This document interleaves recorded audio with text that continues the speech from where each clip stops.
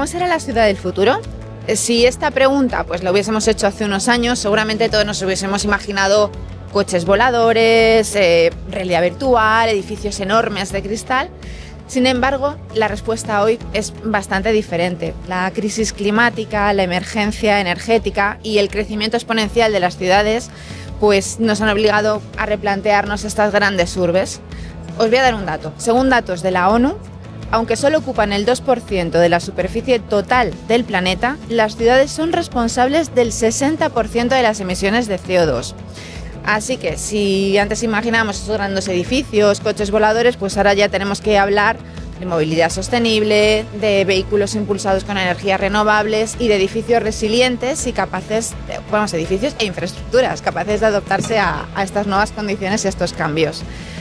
Debemos descarbonizar, que yo creo que es como la palabra de moda en el sector, todo el mundo habla de descarbonizar nuestros edificios y nuestras infraestructuras, pero para ello es imprescindible apostar por la reducción de la huella de carbono, mejorando la eficiencia y contribuyendo a la sostenibilidad de los espacios.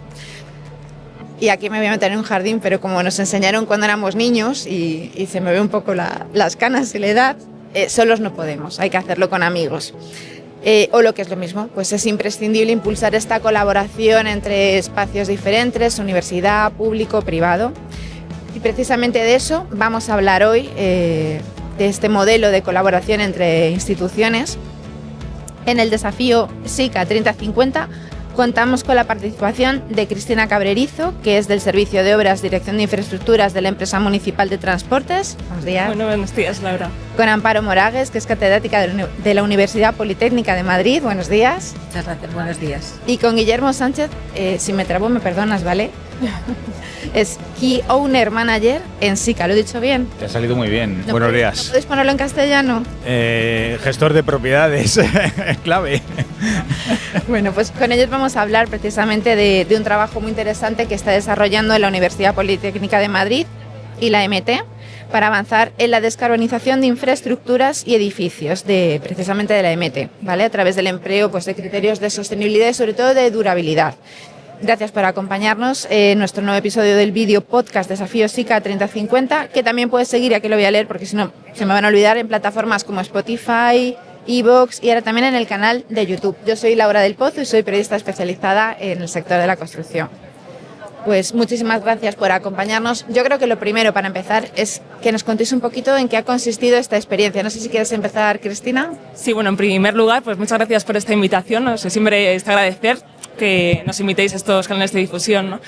Pues mira, todo empieza en 2023, cuando se crea la Cátedra de Infraestructuras Sostenibles para el Transporte Urbano.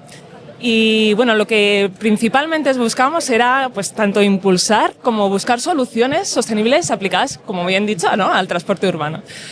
Nuestros primeros, digamos, objetivos era, sobre todo, como comentabas, ¿no?, la descarbonización, intentar buscar que emitamos menos emisiones, también por otro lado, pues que nuestras edificaciones sean más eficientes, tanto energéticamente como a nivel de materiales. Y por eso iniciamos esta colaboración con la Universidad Politécnica de Madrid, porque creo que nos ofrecía un respaldo tecnológico y de conocimiento pues muy amplio, ¿no? Y también es una forma, ¿no?, de unir quizá pues lo que es la gestión pública con el conocimiento académico, que es muy interesante. Y en esta colaboración que nos contaba Cristina, ¿qué papel está jugando la universidad? Muchas gracias por habernos invitado a esta reunión. A la universidad siempre nos gusta poder difundir lo que hacemos y que la gente conozca que no solamente damos clases, sino también a veces hacemos cosas interesantes, ¿no? Bien, nuestra contribución es nuestra experiencia. La universidad lleva mucho tiempo trabajando llevamos más de 30 años trabajando en caracterizar materiales convencionales y en caracterizar nuevos materiales, puesto que las nuevas tecnologías han permitido incorporaciones de nanopartículas o de ligantes menos contaminantes. Y nuestro trabajo es asegurar cuál es el material más idóneo en cada una de las circunstancias y, sobre todo, que mantenga las mismas características que los convencionales o, si cabe, mejores. O sea, tenemos que conseguir que su comportamiento sea el mismo y, si es posible, más durable. Eso sí, reduciendo en la medida de lo posible, todo lo que podamos, su huella de carbono, ¿vale? Esa es la principal contribución de la universidad, en este caso. Y en el caso de SICA, Guillermo, ¿qué aporta la compañía? Bueno, nos hemos puesto al final acercarles un poco a la realidad de los materiales existentes, al estado del arte, de qué hay disponible en el mercado. También hay cosas de mayor valor añadido o que aportan otros enfoques, pero inicialmente al menos que nos centremos en cuáles son los materiales convencionales, usuales, que se están utilizando para este tipo de proyectos. Y a partir de ahí ofrecerles la información que nosotros como fabricante podemos facilitar para que tanto la universidad como la propiedad entiendan qué valores les podemos aportar. Estábamos hablando de que es un proyecto que está abordando esta rehabilitación con criterios de sostenibilidad de infraestructuras que están en uso, existentes. ¿Cómo se pueden aplicar estos criterios o estas herramientas a estos espacios construidos? ¿Por dónde empezamos? ¿Qué es lo que hay que priorizar? Yo creo que lo primero que hay que hacer es evaluar con qué vas a trabajar, ¿vale? O sea, normalmente estamos hablando de estructuras, infraestructuras que son muy antiguas, que normalmente no tienes un respaldo de documentación, como puedan ser pues detalles constructivos o planos constructivos, siempre tratar sobre lo mínimo. Entonces, primero, a nivel visual, saber los daños que tenemos. Es decir, por ejemplo, si tenemos daños de corrosión, de fisuración, etcétera, ¿no? Y luego, por otro lado, realizar pues lo que son trabajos de campo mediante ensayos. Por ejemplo, con la extracción de testigos, pues conseguimos saber pues los materiales que han utilizado en el momento de su construcción y cómo se ha ejecutado, ¿no? Al fin y al cabo. Entonces, una vez que ya tienes esa base, pues ya puedes trabajar, es decir, a ver, ¿cómo voy a rehabilitar? Reutilizando lo máximo posible esa estructura. Y para ello, pues al final lo que utilizas son materiales de refuerzo que intentamos en todo momento, que es claro, que sean duraderos y que aparte que, ya como valor añadido, ¿no? Pues que tengan el impacto medioambiental pues el menor posible.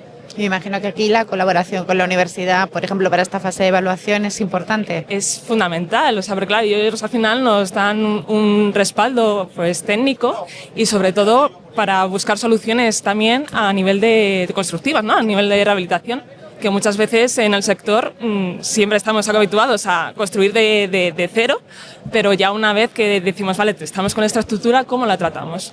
¿Qué metodologías podemos utilizar, ¿no? Y eso creo que la universidad tiene un papel fundamental. Me ha sorprendido porque dice, son infraestructuras muy antiguas. ¿Cuánto de antiguas? Hombre, ¿Nos puedes poner algún ejemplo de algunos proyectos que estáis...? Sí, mira, ahora mismo estamos realizando las obras de remodelación y de rehabilitación estructural en el aparcamiento público de Plaza España. Y es verdad que a lo mejor que suena, si te digo que se construyó en los años 60, ¿no? Parece que fue ayer, pero es que claro, la vida útil de estas estructuras al final se está acabando ahora. Entonces, claro, ¿qué hacemos? ¿Demolemos y construimos de nuevo? No, o sea, al final buscamos soluciones pues, para que alargar esa vida útil a normalmente 50 años más, ¿no? Nosotros cuando llegamos al aparcamiento de Plaza España, pues vimos que había pues, muchos daños también de corrosión, había delaminaciones, había mucha armadura que estaba vista. Estamos hablando de un aparcamiento de 3 niveles que está construido con vigas pórtico de hormigón in situ, sobre las que apoyan pues, vigas en forma de pi, de hormigón pretensado. Entonces, bueno, pues claro, al final hay que buscar soluciones para rehabilitar esa estructura, que nosotros estamos utilizando inhibidores, productos de anticarbonatación y luego ya para ya daños más puntuales, pues morteros de reparación, ¿no? Luego también, por ejemplo, en las vigas que comentaba antes, pues hay que reforzarlas. Entonces esto lo hacemos macizando esa viga y al final acabas aumentando la capacidad portante, ¿no? de esa estructura. Y ya aprovechando, ¿no? que es un aparcamiento, pues lo que hacemos también es una regeneración de lo que es la capa de rodadura, utilizando pues al final hormigones que son autonivelantes de alta resistencia. Me gusta mucho y me parece que es quizá el concepto más interesante, incluso novedoso, en una sociedad en la que estamos acostumbrados a esto no me sirve, lo tiro y hago una cosa nueva. Esta idea de rehabilitar, de alargar la vida útil de las infraestructuras. ¿Qué ventajas tiene este tipo de actuación, Amparo? Para empezar, estamos hablando siempre de sostenibilidad, ¿vale?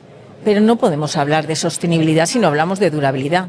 La mejor contribución que podemos tener a la sostenibilidad es conseguir que las estructuras cumplan las funciones para las que han sido diseñadas en todo su tiempo de su vida útil.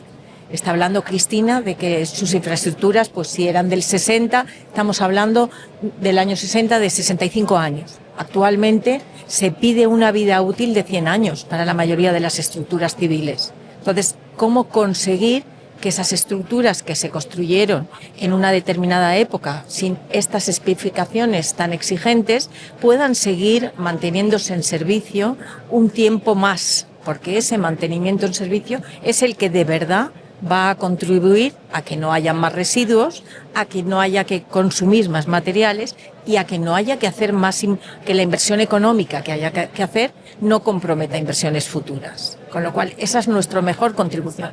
Pero no vale decir reparación sin más. Es decir, desgraciadamente, la bibliografía nos dice que la actuación en reparaciones sobre obras previamente reparadas es muy numerosa. Es decir, a nosotros nos interesa que la reparación, además, se mantenga en el tiempo en las mismas condiciones que cuando se finalizó la reparación. Y para eso es preciso conocer la idoneidad del material y conocer las condiciones ambientales a las que va a estar sometida esa obra. No hacerlo así compromete totalmente la sostenibilidad, porque una nueva reparación supone consumir mucho más material y seguramente un coste económico de que deje de funcionar una estructura que en principio es necesaria.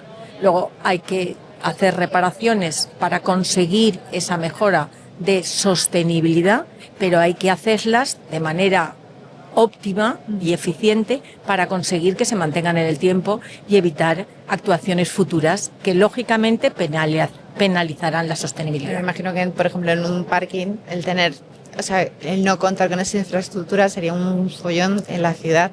De durabilidad sabéis un montón en SICA, ¿no, Guillermo? Sí, y es parte de lo que, al final es una cuestión, ¿por qué estábamos aquí? ¿Por qué estamos colaborando? Porque estamos alineados en los objetivos que perseguimos, cada uno bajo su prisma, pero en los objetivos que perseguimos que están alineados con factores de sostenibilidad y de durabilidad, como llevamos recalcando a lo largo de la charla. Nosotros, desde ese punto de vista, y ahondando en un concepto que ya introduce Amparo, es la cuestión de tratar la estructura de forma integral. Al final, la estructura está interconectada, de cierta manera, de forma eléctrica. Se ha hablado de un problema, que es el problema de la corrosión. Y ella también lo ha avanzado. Si tú haces una reparación de una manera puntual en un determinado punto, vas a solventar el problema en ese punto. Pero justo en las zonas adyacentes, estás en el mismo ambiente, en las mismas condiciones ambientales, y los procesos de corrosión, aunque se hayan mostrado de forma menos intensa, están ahí de forma latente. Entonces, un poco lo que buscamos con el tema del uso de los inhibidores de corrosión ha sido resetear las estructuras desde el punto de vista de corrosión, digamos, hacer una terapia contra el cáncer muy agresiva, permitirme ese logismo, muy agresiva, que lo que hace es poner al paciente de nuevo en el punto de partida. Y es decirle, usted todavía tiene vida por delante y vamos a otorgársela haciendo un tratamiento estructural, con todo lo que han comentado ellas. Tema de reparación con morteros, tema de uso de pinturas anticarbonatación, pero antes de todo eso, tratar de forma holístico el problema de la corrosión, que es, al menos en nuestro caso, y como nosotros lo hemos entendido hasta ahora, con el uso de inhibidores. Había otro aspecto también que me parecía muy interesante en este proyecto. Hemos estado hablando antes de empezar el podcast un poco sobre el tema del análisis del ciclo de vida de los materiales. ¿Nos podéis contar un poquito en qué consiste esto, cómo lo estáis aplicando y con qué fin se está aplicando? Bueno, al final el análisis del ciclo de vida nos da una idea, digamos, de los impactos ambientales que tienen esos materiales en toda su vida útil, es decir, desde los que extraemos como materia prima hasta su disposición final. ¿Qué pasa? Bueno, pues que esto nos da como unos datos que nos ofrece la oportunidad de elegir aquellos materiales que tienen pues menor huella de carbono, menor impacto, ¿no? Entonces, esto aplicado tanto a nuestros diseños por parte de MT como a los proyectos que ejecutamos es fundamental, ¿no? Para emitir menos emisiones, y al final todo esto pues afecta directamente a la ciudad. Amparo, estábamos hablando también de este tema y habías comentado alguna cosa muy interesante, que era la parte de la medición.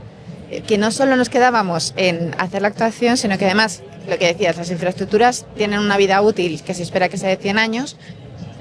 tendremos que medir para que efectivamente cumplan ese tiempo y podamos actuar sobre ellas. Yo creo que hay dos aspectos. Como bien ha dicho Cristina, la vida útil es una herramienta. Es una herramienta que nos permite comparar.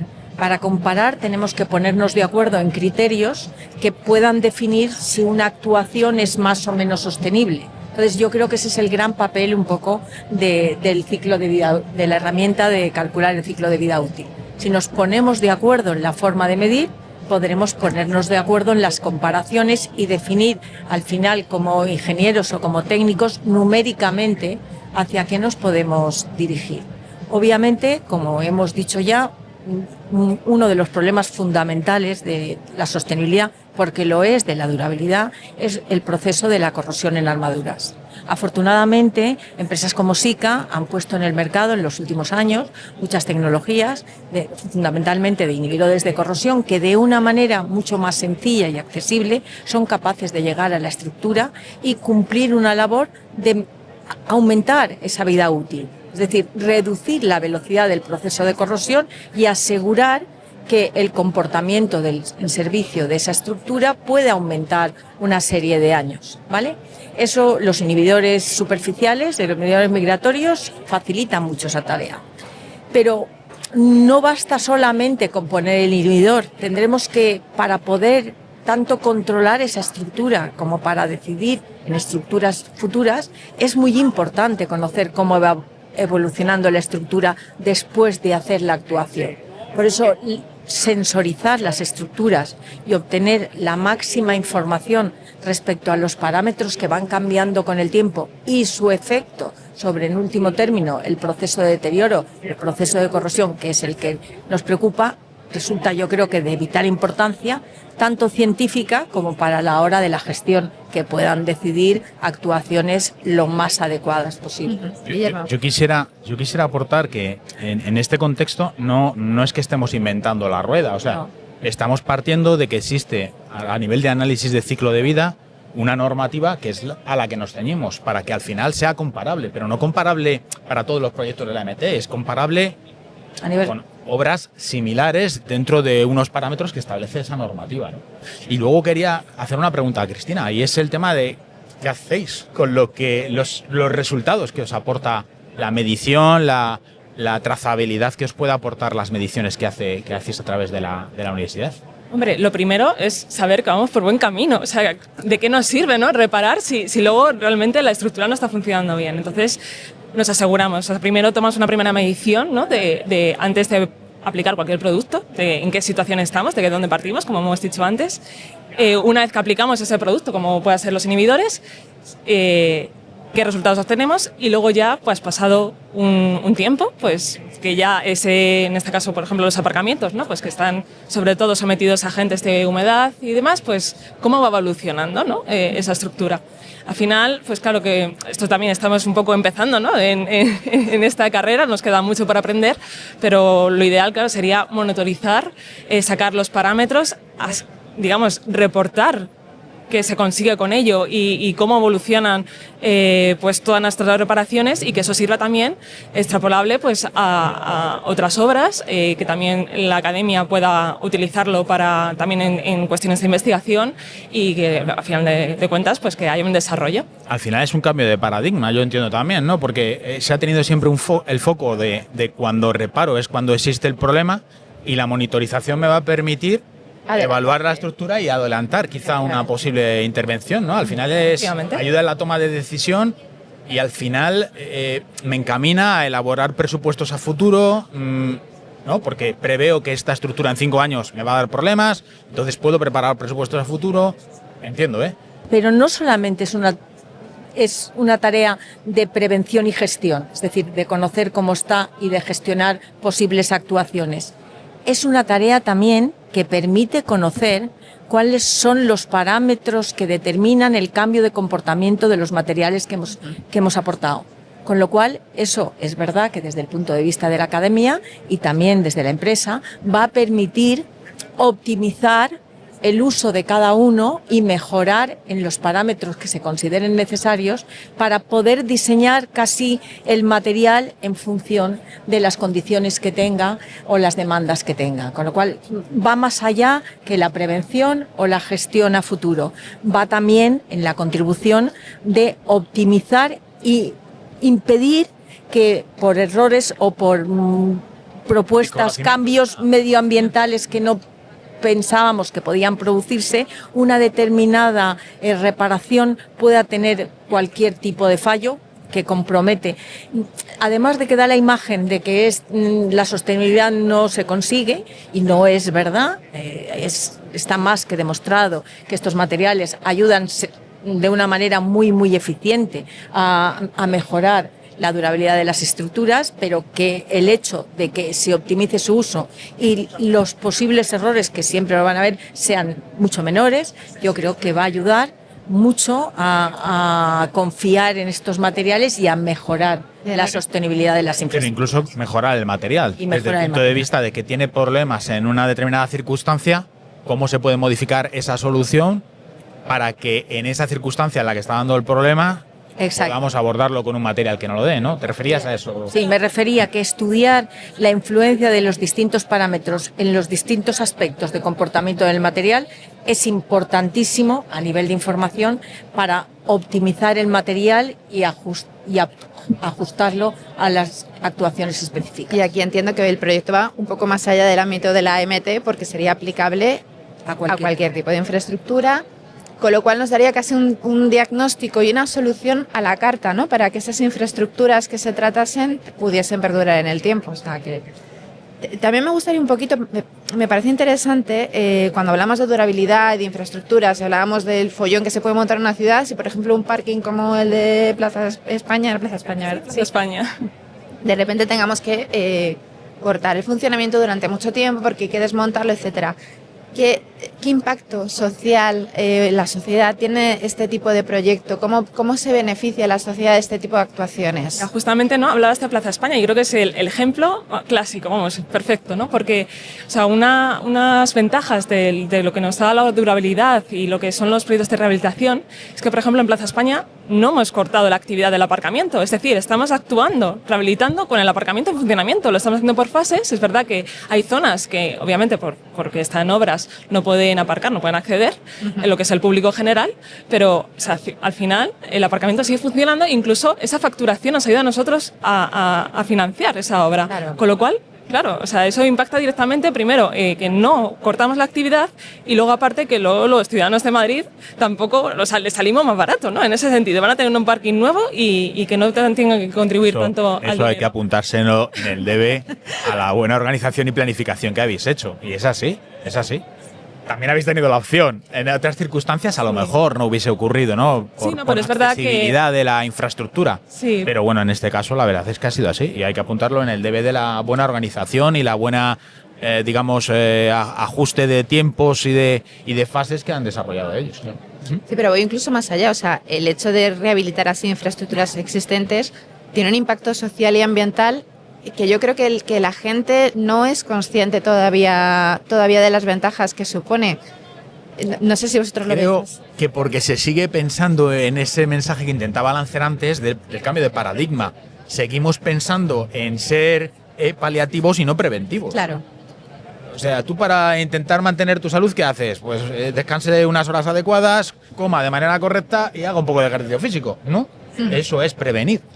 El paliar es, ahora tengo un dolor de cabeza y me tomo un medicamento, ¿no? Pues el cambio de paradigma es verdad que yo creo que desde el punto de vista de los que estamos en el mundo de la construcción se percibe, se va percibiendo. Llevo trabajando en sostenibilidad desde el año 2009-2010 y es un tema que va muy poco a poco porque estamos abordando otros problemas antes, como pueden ser aspectos de eficiencia energética muy importantes y demás. Pero estos aspectos de durabilidad en cuanto al mantenimiento de las infraestructuras y de la estructura, que es lo que soporta el conjunto, pues es verdad que está llegando un poco más tarde, pero es un cambio de paradigma que yo creo que ha venido para quedarse y que poco a poco acciones como esta que estamos llevando ya a cabo pues van a ayudar a que exista más conciencia, primero a nivel sectorial y después que lo podamos ir trasladando a través de las instituciones a la sociedad. Yo creo que ha contribuido a este paradigma, por supuesto, la presión social en cuanto a la descarbonización, etcétera, pero también ha contribuido el hecho de que ahora mismo las infraestructuras son muy costosas. Y para poder abordar una infraestructura tan costosa es necesario asegurar una vida útil determinada. Si no, no se puede abordar. Sí. Entonces, hablas de periodos de amortización al final. Exacto. Al final, no es lo mismo hacer algo para 10 años que para 100. ha sido esa demanda económica la que ha demandado un aumento de vida útil. De hecho, oye, es que a mí me están obligando a que asegure que 100 años de vida útil, porque si no, no puedo intervenir. Al final, no nos olvidemos que los presupuestos para las obras civiles son limitados y el hecho de poderlas mantener en el tiempo reduce, las hace más eficaces, las hace que las amorticemos, como tú muy bien dices antes, y nos libera dinero para poder actuar sobre otras infraestructuras que son necesarias.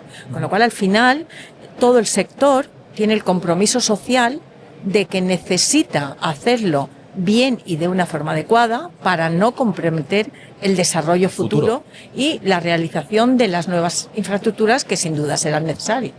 Hay una cosa muy importante, yo creo que desde el punto de vista de sostenibilidad, seguro que se ha comentado en muchísimos foros porque es algo recurrente, y es el tema de gasto de recursos, de escatimación de recursos. Al final los recursos, este es el planeta que es, los recursos son limitados. Claro, sí. Tenemos, por ir a algo muy básico, los áridos que tenemos para hacer un hormigón, que es componente fundamental de nuestras infraestructuras, tenemos las canteras que tenemos para sacar y producir cementos, y si eso lo sobreexplotamos, al final nos quedaremos sin capacidad para seguir desarrollando cosas nuevas o ayudarnos a reparar lo ya existente. O sea que, y eso al final tiene su impacto en la sociedad, porque la sociedad necesita un medio donde vivir. Claro, efectivamente, y necesita, de las infraestructuras, necesita que funcionen, necesita poder continuar con su día a día. No me queda tiempo para mucho más. Muchísimas gracias a todos por vuestra participación. Nos vamos a despedir ya de Cristina Cabrerizo, de Amparo Moragues y de Guillermo Sánchez. Gracias por escuchar este nuevo episodio de Desafío SICA 3050. Y os recuerdo que estamos en Spotify, en iVoox, en Apple Podcast, en Google Podcast y ahora también en nuestro canal de YouTube. Muchísimas gracias por vuestra participación. Muchísimas gracias. A vosotras. Claro.